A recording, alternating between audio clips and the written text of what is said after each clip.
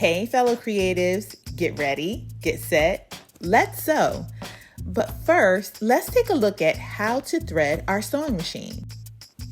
First things first, position your cylindrical spool of thread on your spool pin, then apply your spool cap.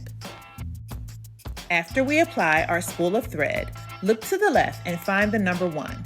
This is the very first position for threading our machine. Continue to look to the left and find the number 2. This is the second position for threading our machine. Now we're moving forward and down. Find the number 3. Lay your thread in between the slit and pull your thread forward and down towards your machine bed. Find position number 4. Take your thread.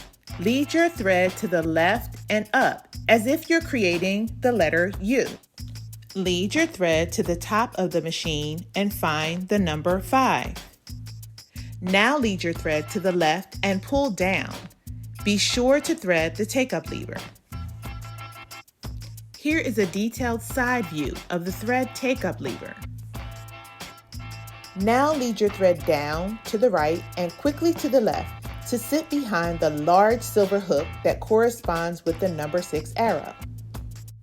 And here is a detailed view of the threading of the large silver hook that sits below the number 6 arrow. The same way you thread the large silver hook that sits below the number 6 arrow is the same way you thread the small silver hook that sits in front of the upper shank of your machine needle. And last but not least, pull your thread down going towards your machine bed and thread the eye of your needle going through the front to the back.